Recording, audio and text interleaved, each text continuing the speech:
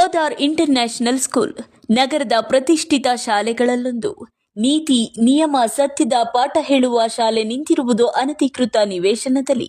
ಮೈಸೂರಿನ ಕೃಷಿಕ್ ಸರ್ವೋದಯ ಫೌಂಡೇಶನ್ನವರಿಗೆ ತರಬೇತಿಯುಕ್ತ ವಸತಿ ಕೇಂದ್ರಕ್ಕಾಗಿ ಕೊಟ್ಟ ಸರ್ಕಾರದ ಭೂಮಿಯನ್ನು ಅಕ್ರಮವಾಗಿ ಕಬಳಿಸಿ ಕೆರೆಯ ಬಫರ್ ಝೋನ್ ಮೇಲೆ ನಿಂತಿರುವ ಪೋದಾರ್ ಇಂಟರ್ನ್ಯಾಷನಲ್ ಸ್ಕೂಲ್ ಕಟ್ಟಡ ಸಂಪೂರ್ಣ ಅಕ್ರಮ, ಅನಧಿಕೃತವಾಗಿದ್ದು ಈಗಾಗಲೇ ಕಾರಣ ಕೇಳಿ ನೋಟಿಸ್ ನೀಡಿದ್ರೂ ಯಾವುದೇ ಪ್ರತಿಕ್ರಿಯೆ ಬಾರದ ಕಾರಣ ವಿಶ್ವಶಾಂತಿ ಸಂಸ್ಥೆಯ ಸಿಎ ನಿವೇಶನ ರದ್ದಾದ ರೀತಿಯಲ್ಲೇ ಈ ನಿವೇಶನದ ಗುತ್ತಿಗೆಯು ರದ್ದಾಗುವುದಕ್ಕೆ ನಿಯಮಾನುಸಾರ ಕ್ರಮ ವಹಿಸುತ್ತಿದ್ದಾರೆ ಮೈಸೂರು ಅಭಿವೃದ್ಧಿ ಪ್ರಾಧಿಕಾರದ ಅಧಿಕಾರಿಗಳು.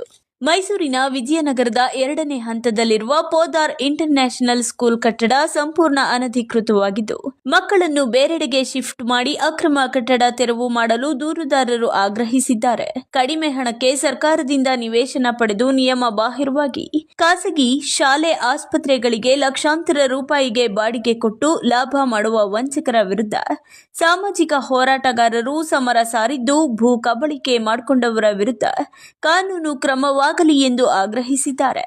ವಿಜಯನಗರದ 2ನೇ ಹಂತದಲ್ಲಿರುವ ಸಿಎ ನಿವೇಶನವನ್ನು ತರಬೇತಿ ಸಹಿತ ವಸತಿ ಕೇಂದ್ರ ನಿರ್ಮಿಸಲು ಎಂಡಿಎ ಮಂಜೂರು ಮಾಡಿತ್ತು.